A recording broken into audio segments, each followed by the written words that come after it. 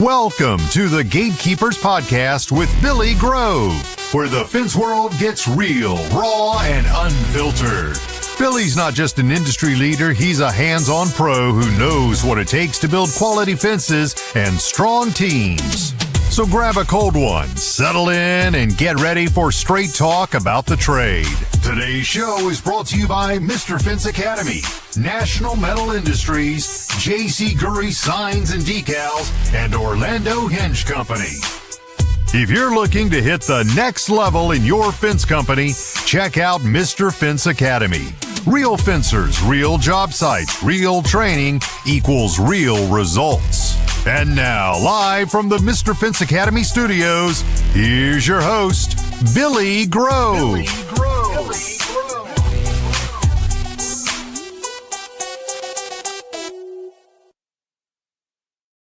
What is going on, Fence Fam? How's everybody doing on this fabulous Tuesday evening? I hope everybody has had a wonderful week, guys. Got a great show lined up for you. Got Mr. Roger Emmer on tonight from The Fence Company. Gonna be a great show, but first and foremost, do have to give a huge shout out to our sponsors who make this thing happen every single week. We got Mr. Fence Academy, of course. If you're looking to change anything at your fence company, not just the business side, but the installation side as well, highly recommend going and checking out www.mrfenceacademy.com. You can join the academy. You can get yourself to a training, get involved, just go do it, right? Next up, we got National Metal Industries. If you guys are still looking for some privacy slats, see this question all the time, go check them out over at www.nmifence.com. They also just dropped a brand new aluminum hand railing kit, 3 foot tall, comes in 6 foot wide and 8 foot wide sections, all a box kit, white and black. Great stuff. Again, www.nmifence.com. Next up, we got our friends over at J.C. Gurry. Guys, if you are still looking for a fence sign, highly recommend to head on over to www.jcgurry.com. All those signs come with Mylar lamination, make them looking good 10 years down the road. And then last but not least, we do have Orlando Hinge Company, aka the Swan Hinge. If y'all are still struggling with a double drive gate one side, having to swing uphill and you're making nasty looking cuts or leaving huge gaps at the bottom, go and buy a Swan Hinge, www.swanhinge.com. They 100% work, super easy to install. I love the things. Your client will love them, and you'll be able to say, yes, I can put a double gate there and it will not be 5 inches off the ground. All right, guys. So like I said, we do have Mr. Roger on from The Fence Company, and I said Emmen earlier. I meant to say Emmer. Right now I'm looking at my notes, but anyways, you know, so we're going to go ahead and get him on screen and get this thing rolling, man. How are we doing, Roger? Hey, you there? Yes, sir. Billy, I lost your audio somehow. So I can't hear you right now, but I am glad to be on the show. We might have to do a little technical. I might have to log out or back in or something, but I can't hear you after we started. Ha. All right, let me see what's going on here.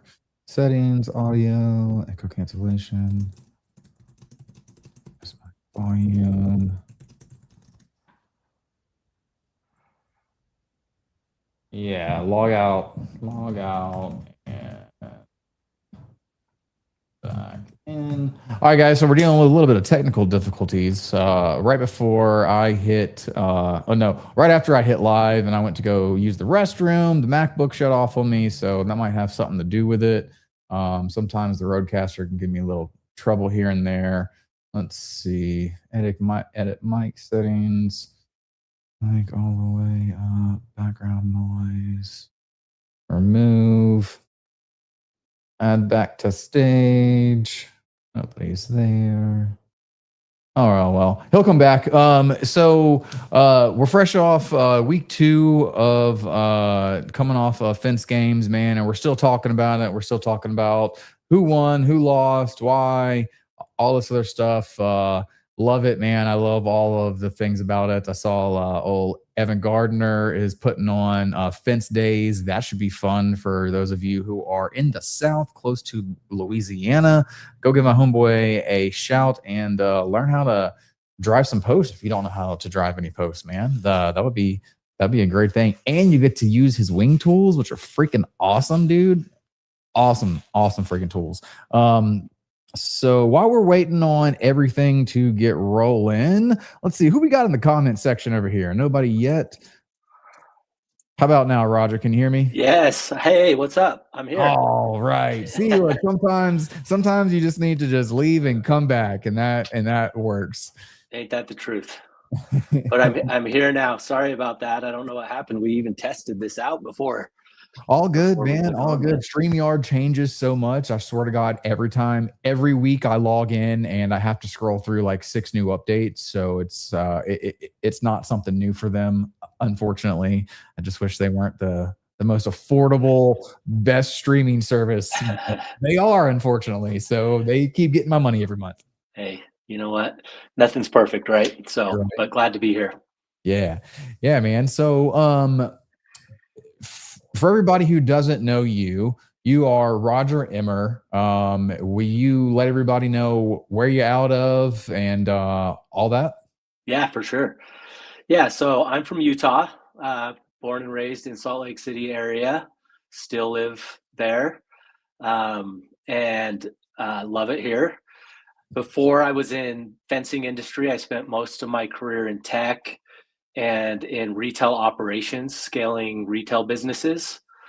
When I was, I kind of got my start scaling some concepts of Apple stores. This was kind of back when Apple was not doing, starting to do their Apple stores, but they weren't everywhere, and we were an authorized reseller.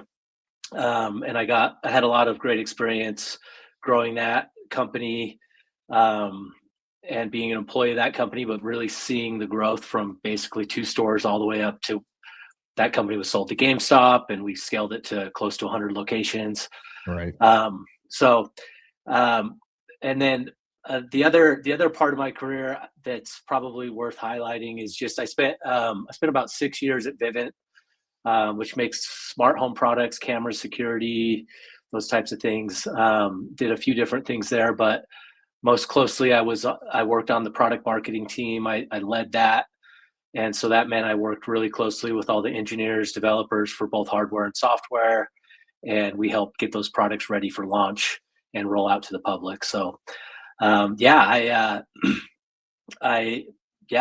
just, a guy that ended up finding my way in fencing. And I'm sure we'll talk about that. But I see I've always felt there's a really big opportunity here in the fence industry. And the last 3.5 years, we've been building our business and really getting to know the fence industry ourselves. I love it, man. And it's funny that you used to work at Vivint, because we had Vivint at home, and sometimes we love it and sometimes we hate it. So yeah, I know what you mean. I hear you. Like while we were at the retreat, actually, we were having a problem, and I told my wife while you were speaking, I was like, this dude speaking right now used to be pretty high up in Vivint. And she was like, tell him to call him and tell him come fix our stuff. I was like, no, man, that's not how it works. That's amazing. Yeah. Yeah, man. Yep. So that's cool. Nice little icebreaker right there for me. I was already like, okay, cool, man. I like this guy already. Nice. But so you said that you got into the fence world 3 years ago. I'm super curious, as I'm sure a lot of people are after they've read the description or have met you. What was the draw to the fence world from the tech world? Did you see like a great opportunity, or was this something that you had like always wanted to do and just like now was the time? Yeah. Well, that's a great question, and it's a kind of a little bit of both, I guess. Seeing an opportunity, but also falling into fencing a little bit. So, after I worked at Vivint, a few of us that worked there, we all left the company and we went to start a technology software company. And so our goal was to go out and build software. And we applied and we got into this thing called Y Combinator, which if you're like in the tech world, depending on which side of the field you're on, it's either the coolest place on earth or, maybe it's a little overrated, but it's basically a startup incubator. And they invest more in people than ideas, but kind of in both. You submit an application, you tell them what your ideas are. And at that time, our ideas were actually around cryptocurrency. So if you can imagine Okay. crypto to fencing, it's a big leap. Huge leap. But yeah, we ended up getting in there. And that was a really awesome experience. Like always in my career. So my history, if you look at my history, it's sort of a story of climbing a corporate ladder or being involved early and growing with companies. But I always wanted to have my own business. That was like entrepreneurship was always something that I felt called to me. But it just didn't end up making sense until later on in life. It's kind of the reverse. A lot of times it's easier to do that earlier when there's less risk to be taken with family and things like that. But my path just ended up being able to do that. So what happened was the cryptocurrency market, as you might know, is volatile. Very volatile. And during the course of a 12-week program, crypto startups went from the hottest thing on earth to no one wanted to touch them. So early on in that program, basically they kind of lead you through a process to go raise money. If anyone's ever seen like Silicon Valley, the HBO show, it's literally based off like that's what it's based off of, is that get in front of people, pitch a whole bunch of people your idea, get people to invest, etc. So anyways, we finished the program, crypto bottom fell out, and we kind of found ourselves like pivoting, or in the product maze, as they would call it in the Y Combinator land. It's very common for tech startups, especially software startups, to start as one thing and then end up being something completely different, because it is difficult to find your niche and to kind of break in and get traction, right? So the pivot's always part of the process. We ended up basically taking on some like consulting work for some people locally who are in the roofing space. And that opened our eyes to the trades business quite a bit. And just, some of the struggles that are had, and maybe some of the opportunities that could be had through better systems and process and things like that. Now, at the same time as this, my co-founder or partner at the fence company, Tyler Dickman, who a lot of people listening might have met him as well. Tyler was actually looking to get into trades. So Tyler is an entrepreneur. He was the one who started Simply Mac. He's done several other businesses, and his thesis was basically like, hey, there's a lot happening with AI and tech and software. What are the less sexy things we could go look at, or we could maybe go innovate in? And so construction was one of those areas. And he found, through research of trying to buy different construction companies, figure out which market was the best one to tackle, came across a fencing company that was for sale. So I was always in conversation with, like, as all that was happening, we were talking. Tyler's been a mentor for 20 years and always stayed in touch, and started seeing opportunity in trades. He was seeing the same thing. And with the startup that we had started, kind of having, this fallout of crypto and a little bit of uncertainty, we were finding traction in roofing, but it wasn't guaranteed or like a home run idea yet. It just made sense to start exploring this. And so that's kind of how I got involved. I mean, that is how I got involved with the fence company. And got to give credit to Tyler for seeing the opportunity in fence. But, as he started explaining it to me, it really made sense. And this was right around the time that driving posts was kind of becoming a more popular thing, especially in residential. Yes. And so we like to me, I was like, oh yeah, that sounds cool. Let's go to the market. We're going to differentiate ourselves by driving posts.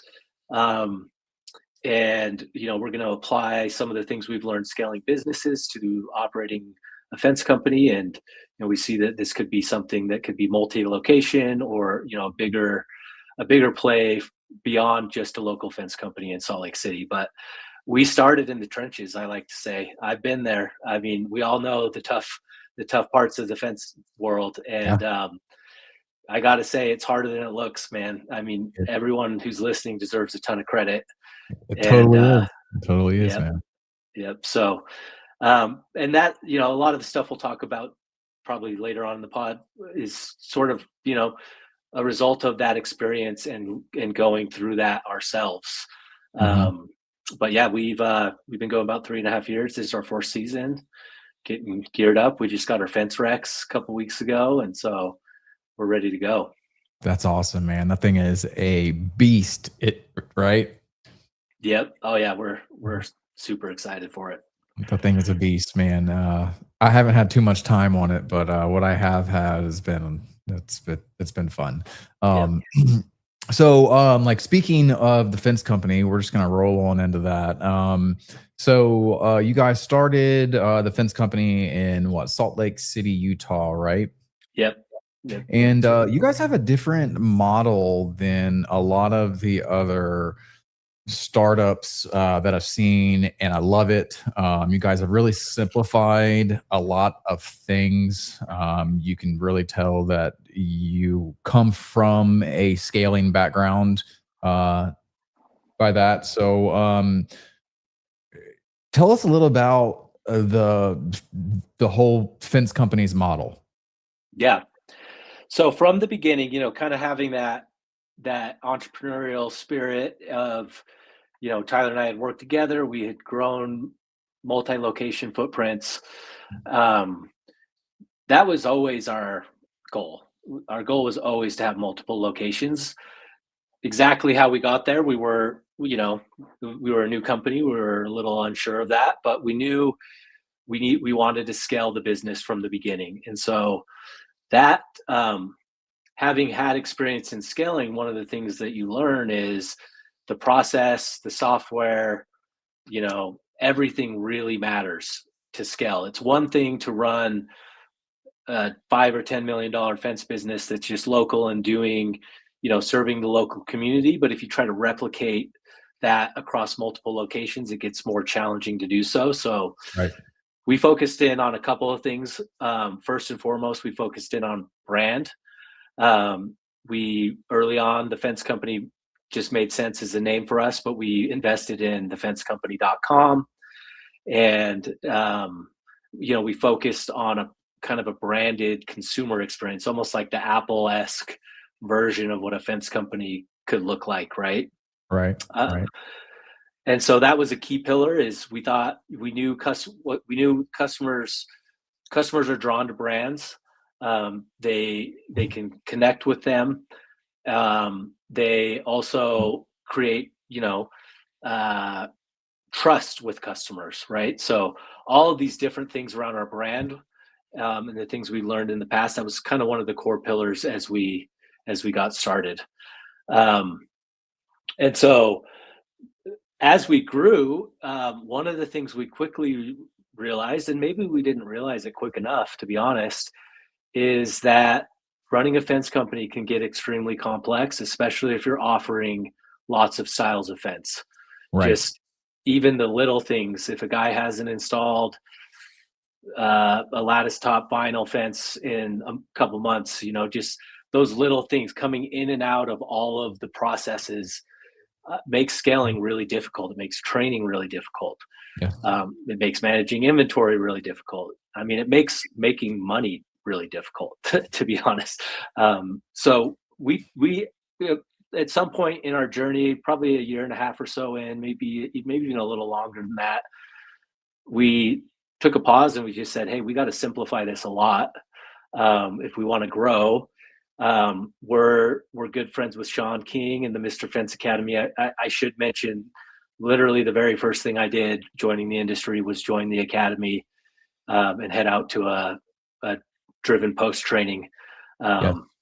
Had no idea what I was getting into, by the way, but but that was awesome. And so we've been involved with the academy. It resonated with us to begin with because we knew, like we knew how to grow businesses fundamentally, but we didn't know how to run a fence business, and also we didn't know how to install fences either. So I have this kind of motto is you're getting started at something, find the best person that you can and ask them to teach you how to do it. Mhm. And that's what we did with Mr. Fence Academy. So anyways, kind of tying that back into the simplification, over the years, we became pretty close with Sean. We'd hired him to help us on several things. And this idea of simplifying the process was always part of a conversation we were having. It was something we were seeing and feeling the pain from. And it was something Sean had seen and identified. He sees a lot of companies and preaches simple. Simplify to multiply is one of the things I often hear Sean say. So we sat down and we said, hey, what does this look like if we were to only have 15 styles of fence, and that includes heights and colors? Can Right. we actually do that? Does that meet the needs of the market? Does it give us the efficiencies around training and things like that we're hoping for, because it's more consistent for the installers? And we basically put this idea together and we ran it live. Like the next week, we literally started running it live at the Salt Lake office. So we cut a bunch of styles. We started saying no to jobs we normally would have said yes to. Right. And what happened was what we hoped. Margins doubled, stress levels went down, things became a lot more organized and clear for us, and we didn't really lose out on revenue opportunities. I think that's a trap that sometimes we get caught up in as fence professionals. Yep. Hey, let me just bid this really high. I've never done it before, but guess what? You've never done it before and you didn't bid it high enough. Right. Is what happens a lot of times, right? So, Right. a simple model, a brand that people could resonate with, were some of the core pillars, and then putting processes in place to help us scale and grow. As I said, multi-location was always part of our initial vision when we got started. There we go. There we go, man. I love it. Well, y'all's 15 styles of fence, height and color, that would be a little daunting. But until you actually see everything in the book or online, and it's just like, oh, it's really not that little. You hear 15 and you're like, oh man, you're in a box. But whenever it's all laid out on paper for you and you really look at it, you're like, that's not a bad idea. Yeah. I mean, we're 2 colors of vinyl, 2 heights. We do 3 rail aluminum, 2 heights, and we do about 4 different styles of wood. Basically board on board and single picket in both vertical and horizontal configurations. And then we have a couple small colors of the Avamore product. I don't know if you guys have ever seen that at Fence Tech or whatever, but it's kind of a mixed material. They're actually based here in Utah. Okay. So we have a great relationship with those guys, and Alliance is they're pretty awesome. They make a great product. So when you kind of mix all that up together, it really you really hit 95% of what your customers are asking for. Yes, you do. And then at a certain point, it's sort of about just being confident and steering the sales conversation into what you offer versus what they saw on Pinterest or what they think they might want, right? And so we found it to be pretty beneficial. It's definitely simplified things a lot. Like I said, margins almost instantly, close to doubled. We were in the high 20% gross, low 30 gross margin, and we're much higher than that now. So it's been awesome to see. And I think more than anything too, the transformation around our team has been really remarkable. They've really gotten behind it, and they've also seen that we're doing this to try to make their jobs easier and less stressful and those kind of things. And so just all around, I would say it's been super positive for us. I love it, man. I love to hear it. We're gonna run to a commercial break real fast, and we'll be back in 3 minutes. Okay.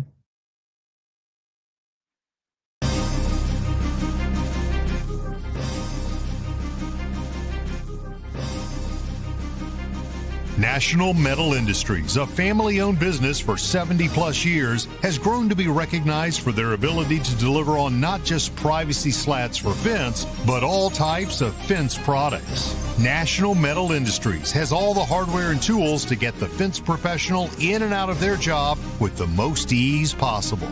You can count on National Metal Industries for the most convenient resources in fence products. Visit nmifence.com for more information. As we like to say, you can always pick it right at National.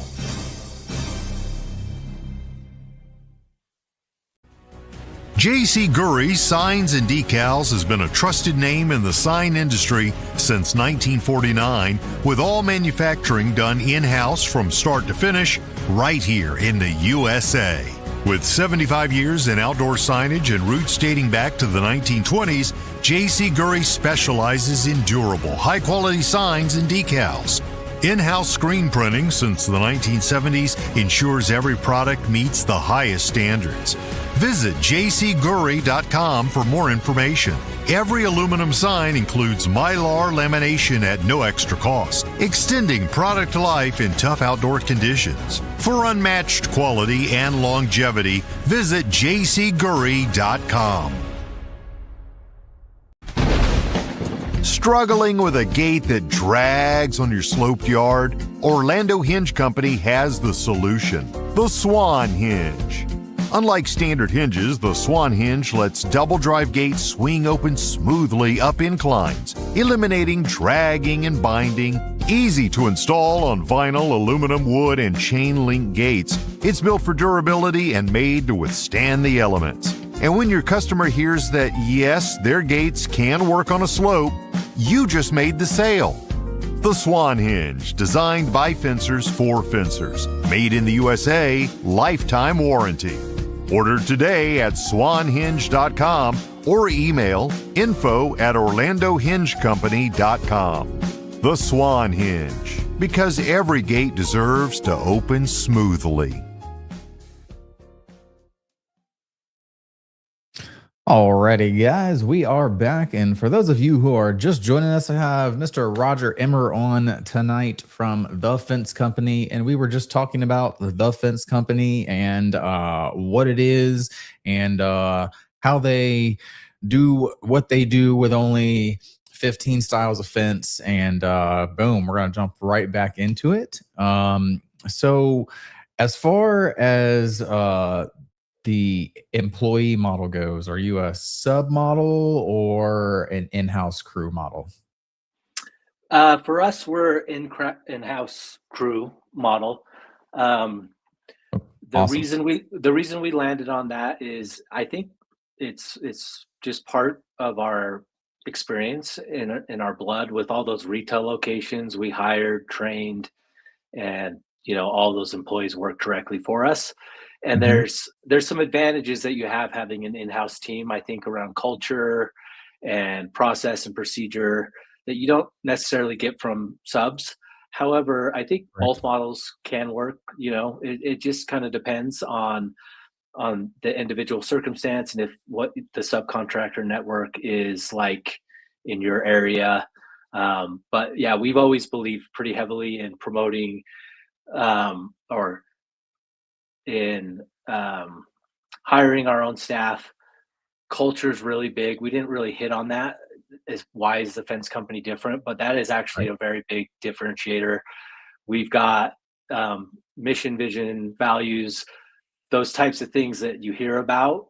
But we literally make the employees say a pledge every meeting, and it's it's surprising. It's been sort of surprising, to be honest, how well that's adapted over to the trade world. Like, we knew we could get some guys inside of a retail store to say a pledge, but were people who were working in the trades going to think we were crazy?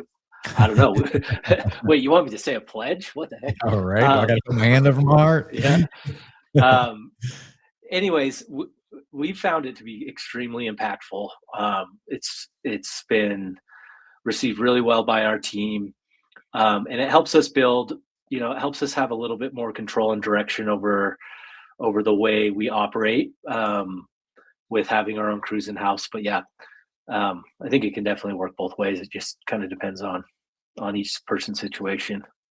That's cool, man. And that's awesome that you guys are doing in-house stuff. A lot of these newer, I guess we should say, nationwide companies are choosing the sub model, which is fine. It makes money. It's proven to make money. But like you said, culture is a big thing that you care about, something that I care about. I want to be able to trust these guys with my life, and I really do care about that. But that was going to be like one of my next questions is, what is setting the fence company apart from, say your Top Rail Fence or your Superior Fence or any of the other franchises out there? Yeah. So I think it really just comes down to sort a few things that we've already talked about, and then some stuff that we will talk about here in a sec. But so the fence company was born out of real operators, and I know that Superior was in the same way, but we built this company. We've been in the company. We understand the problems, the challenges that everyone faces. We face them ourselves brutally sometimes. We knew that a brand was, even though it's intangible, it carries more weight than you may expect with consumers. And so when we look at the branding across the market, I don't want to say anything negative, but we think we have one of the best brands, or the best brand, I would say, in the industry. It's clean, it's iconic, it's easy to remember. We have a great website that does really well with SEO. And so the brand, the culture is big. So I've talked about, hey, we wanted to have multi-location. We actually do have a multi-location now. So we're running a pilot with 4 other locations. And the culture is spreading like wildfire in those companies. Like I was talking to someone the other day, and their employees have already memorized the pledge, which kind of blew me away. Let me guess. It is Braden, Bryce, and man, I cannot remember. Jason. Yeah. You got it. Yep. I thought so, because they were doing it at the baseball game in Indiana. Oh, that's amazing to hear. That they were at a baseball game saying the pledge. That's amazing. I love that. Absolutely were. So that's what I mean. You talk about culture, and it's hard. I mean, it's sort of intangible. It's hard to wrap your head around it. But the fact that we have something that we've been able to already instill in other companies, and we're seeing traction that way, to me, that says we have something special. And it's the brand's intentional, the culture's intentional, and really setting up the company to scale is intentional. So these new locations that are operating in this pilot, they're operating the same model. The rule is you can't offer more fence types than the catalog, but you can offer less. So and so, we're just, those are they just launched at the beginning of March, and they're doing really well. But it's been really cool to see culture spread and brand spread through those locations. So shout out to all the joint venture partners of the fence company. And then I think the other thing I would say is just it really is, it's built to be a simplistic, scalable model. It's but to give company owners more control than they may have if they were to sign up for another franchise that just does subs, or that lets them offer too many styles. I mean, that's, in my mind, that's a trap that it can set you up for failure if you don't know like what you're getting yourself into, right? As far as Right. the different styles and the different builds and all those things. So I mean, it can literally go from the top to the bottom. It can go from sales all the way down to the installation field. You're doing some one-off fence and you didn't bring these pair of pliers that you have to use for this yeah, style of fence, and you're 45 minutes away, right? Like it can yep, go from top to bottom. yep. So I mean, that's another. I would say that that's one of the primary differences with Superior, Top Rail, some of the others. They basically say, hey, here's a playbook and some software. Go find subs, sell fences. We're saying the same thing, but it's a lot more defined. It's saying, hey, no, you don't want to take on commercial at first if you're starting a residential fence company. You don't want to take on all these different styles, even though you think you might want to. We're going to help you. We're going to help protect you from that, and our goal is to help set you up so you're making as much profit as possible. Right. With with the current pilot model that we have right now, without getting into specifics, most franchises take money off your revenue no matter what, right? Mhm.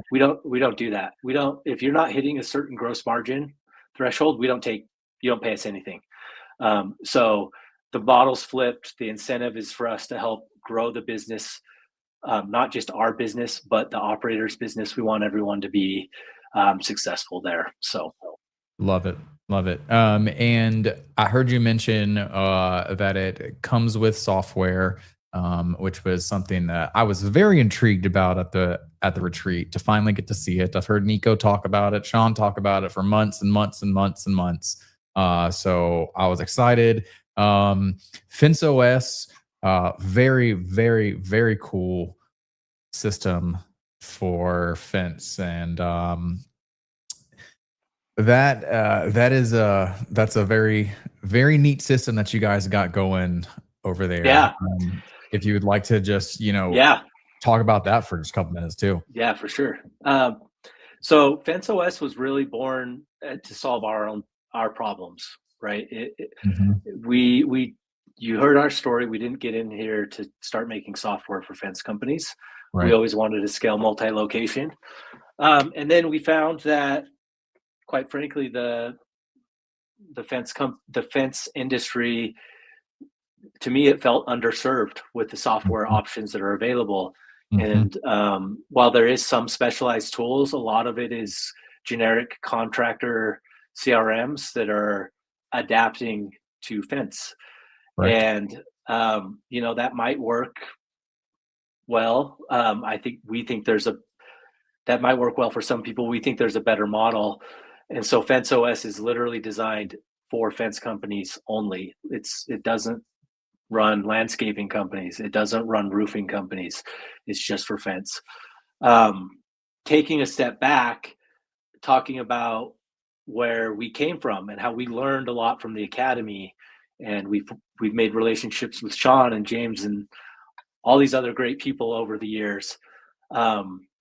Fence OS, the DNA of Fence OS is rooted in the Mr. Fence Academy principles. So we've modernized the Matrix 3, which is now part of Fence OS. Right. We've added some additional tools as well to help you manage your cash flow. But then the software, basically from lead all the way up to your job's done and you're collecting an invoice, is designed around the fence workflows. It's designed around the production rates of section per man hour. It's designed around pricing by section. All of those core things that we teach and preach in the Mr. Fence Academy, they're actually built into the software, which is one thing. It makes it easier to execute, because some of those, I'll be honest, those we used. We started early with Mr. Fence Academy, but some of the spreadsheets we just didn't dig into because we didn't have time, or I don't know why. Like, looking back, it's like we should have used those tools sooner than we did. using them and leveraging our background helped us put this, like, sequence these things all together so they operate as one system. Right. So that's the biggest difference around FenceOS. We take everything starting at your budget, right? FenceOS is based off of your budget, your matrix. We start there. We help you get set up with an annual plan, and then we take you all. We have tools all the way through the journey in one connected system. We can do online estimates. We can do field estimates. We can do contracts. We can do payments. We can do all those things. And then once that side of it's done, as soon as that customer accepts the quote, it goes over in our operations side of the software. And it's a seamless handoff. It doesn't require someone to go enter it into a piece of software or update a spreadsheet or, whatever the case is that we've all done or are currently doing. It eliminates by keeping it all in one system, it eliminates the opportunity for things to get lost or balls to get dropped or things to fall through the cracks. Right. And then, the other thing that is really unique about FenceOS is, Billy, you heard me talk about this at the retreat. We live in an incredible time as far as technology is concerned. And, I have a soapbox I get onto sometimes where I'm like, you got to use AI, guys. If you're not using AI tools, I don't even know what you're doing. And one of the things that allows us to move with speed is these new tools, and we're leveraging this new technology really heavily, and in ways that maybe people don't understand or expect. A lot of people still think AI is just like a chat bot. It's just ChatGPT. It's a replacement for Google. But it couldn't be further from the truth. The gap between what AI can actually do and what most people thinks it can do is enormous, right? And so that allows us to iterate on the software quickly, to ship new improvements quickly, and continue to customize FenceOS to work for fence contractors and fence companies. So the other thing I'll say about FenceOS is, like I said, it was made for us. We knew we wanted to scale multi-location. We knew we needed a platform. After trying to piece things together for a few years, we couldn't make it work, so we decided to do it ourselves. This was built for the fence company locations.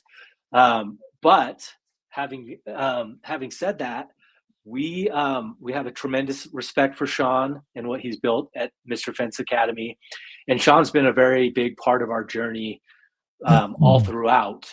And as part of this, as part of us developing the fence company, we have brought Sean on as a partner in the fence company, right?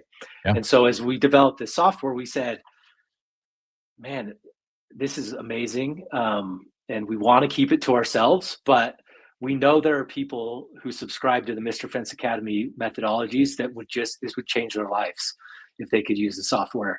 And so we started kicking that idea around, which ultimately culminated into us announcing today. I mean, this is the first pod we've done on it. We've announced it online that Mr. Fence Academy is joining the fence company. So we're all under one parent umbrella now.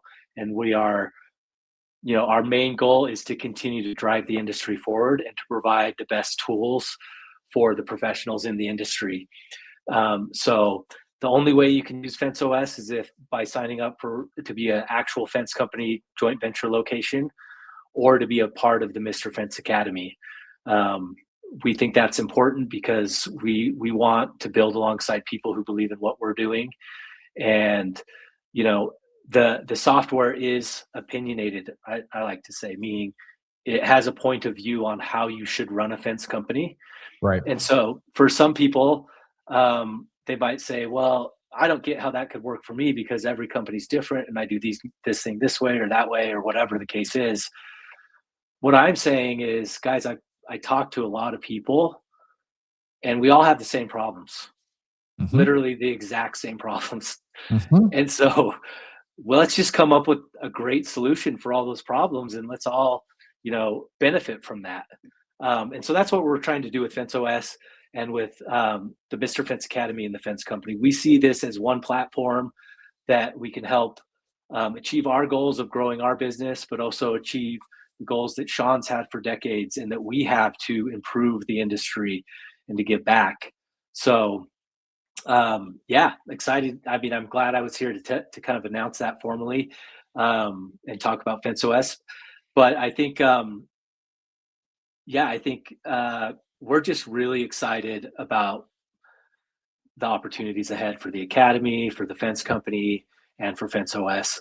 And I mean, I'll stop there. I don't know. I kind of am going on a little bit of a rant Yeah. at this point, but You're yeah. good. You're good, man. You're good, man. So, yeah, so the Academy is joining the Fence Company. Love it. Love it, man. Love you guys' logo from the first time I saw it 3 years ago, from whenever Sean first went to Yep. y'all's place. I was like, I want one of them shirts. Yep. Like as soon as I saw it, I didn't know you from Adam or from Bob. Like, but I was like, I want one of those shirts right there. Like it was like you said, it was one of the smoothest branding things that I've seen in a while as far as Fence Company goes. And, well, thank you. And that, you know, thank you for saying that. I mean, I love to hear that. You know, we talked about the power of a brand earlier, and that's the brand manifesting itself right there to a complete stranger, right? You see it and you like it and you want that shirt and you want that hat. So I'd be lying if I said you were the first person that hasn't said that to me.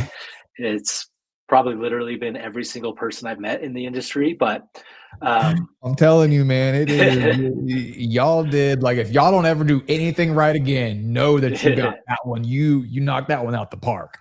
Nice. Well, we'll give credit to Tyler on that. I mean, Tyler, the logo, the name, Tyler, that was his brainchild. I think my contribution is, hey, let's make it all black and white only. We had blue in there early on, but if I can claim anything, it's that. But yeah, Tyler did a great job with it.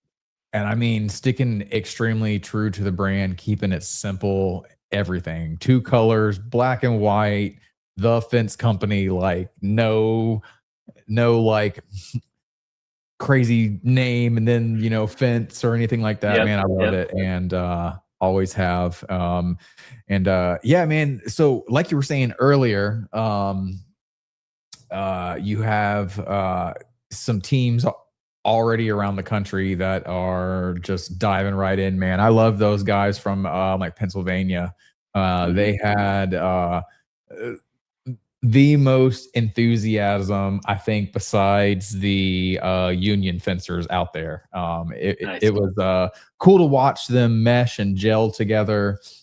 From the installer to the foreman to Jason to Larissa, like they all just meshed and gelled very well together, and love to see that. And let's see, you got James Blaisdell. Yep. So we've got Sam and Lindsay Griffin down in Louisiana. They're just getting started. We've got Jason and crew in Pennsylvania, and then there's James's. So James, you guys know James, he's been in the industry forever, and to be honest, since ever since I met him, he's been talking about a second location, an hour and a half away from him, and so I'm actually super proud and honored that James decided to join up, and instead of opening under his existing brand that's been successful, to sign up for the Fence Company. So we got James's location, and then we are also operating one in Sean's hometown as well. So, so there's the 5 locations. Right now we're in a pilot period, so we're trying to just prove the model, test some things. We're seeing a pretty strong demand for other people wanting to sign up, but we're not trying to go too fast. We want to make sure that we can do this in the right way. But yeah, we got the 5 locations now, and we'll start talking later this year about some expansion around footprints that will be available potentially if anyone's interested. But yeah, that's where we're at right now. I love it, man. All right. Well, we are getting pretty close to time here. You got any closing thoughts for everybody listening and watching? Yeah, geez. Yeah, let's see. So what comes to mind is um, this is what I want to share, because going through this process, to be completely honest with you, it's been really hard for me, and I'll just speak for me. It's been really hard. Starting a business is very difficult, Hmm. especially if you go kind of all in the way that we did, quitting corporate jobs and jumping in the way to and scaling fast. Um, for a long time, I thought I just wasn't. I'm like, man, am I just like, can I not do this? Like, what's the problem here? Am I the problem? And I imagine other fence companies owners feel the same way sometimes. I just want to tell you it's not you. It's the systems. It's allowing yourself to set up, whether it's Fence OS or some other process that you develop yourself using AI tools or whatever it is. Um, that's the missing piece. It's just getting the systems and the processes set up. And we think this is a great way to help you do that, because it is difficult to get those systems and processes set up. But I would encourage all of you guys to look at your systems and your processes. There's a lot of interesting stuff out there saying, about 7% of business revenue is lost just due to fragmented systems and software. And the average employee wastes 7 hours a week because the systems and the software they're disjointed. So think about that with your own business, because it will reduce a ton of stress for you. It will help you have better family relationships, all the different things. The processes and the systems are so important. And we can help you do that if that's what you're looking for, but figure out a way, no matter what you do. The other thing, I'm going to go back to my soapbox on AI tools. Guys, it's pretty cool out there, with what's coming out every single day. I'm not saying you need to learn how to develop software with AI, but I promise you there are parts of your business that are extremely manual right now, that if you spend a little bit of time with AI tools, you can completely transform your day-to-day workflows. Unfortunately, it's one of those scenarios where if you're just using the free version of ChatGPT or the free version of Claude, you're kind of using 2-year-old software. Yeah. You have to pay, and you kind of have to pay the premium tiers of 100 or $200 a month to really get the power of the tools. But if you, but in my mind, it's worth it. It's worth that experimentation. It's worth at least the $20 a month to make sure you're getting the latest tools. And then if you find yourself running into limits because you only get so much usage at the $20 tier, it's definitely, if that piques your interest and you find it to be helpful for you, it's definitely worth it to pay the $200. I mean, I pay like $500 a month out of my own pocket just for different tools. You don't need to do that. But I'm passionate about it. I'm excited about it. I think it's going to completely transform trades companies, trades businesses in general. It's already transformed our company. And so, if you take anything from this, go try something new with AI. That would be my ask, and see Yeah. how it transforms your business. And if you have questions, I love talking about this stuff. Anyone, feel free to email me at roger@thefencecompany.com. Love talking about it. Obviously, if you have questions about Fence OS or the Fence Company, we want to talk to you guys about that as well. There's a new website we launched. It's fenceos.thefencecompany.com, which tells you all about the software. There's also a link on that page for the Academy that talks about what it means that the Academy and the Fence Company is coming together. So, yeah, I think that's kind of all I got, man. But I appreciate you. I love it, man. Giving me a platform here to talk a little bit about myself and about what we're up to, and I think it's awesome. So thank you. Absolutely, dude. That's what I do this for, man. I love it. I love hearing everybody's story, and I love that your story gets spread to the masses. And that way people can make their own choices. And man, thank you so much for taking some time out of your busy schedule and coming on the show tonight. Very much appreciated it. Can't wait till the next time I see you.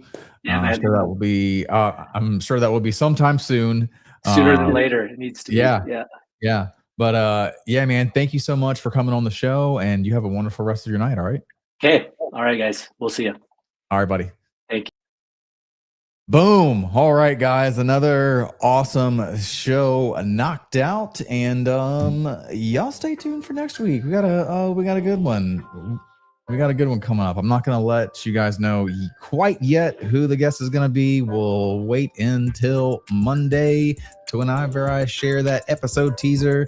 But y'all have a wonderful rest of your week, guys. And like Roger said, if you have any questions about The Fence Company, go visit www.fenceos.thefencecompany.com. Get all your questions answered right there. Y'all have a wonderful rest of your night. See y'all next Tuesday. Be safe, collect some checks, and kick some ass, y'all.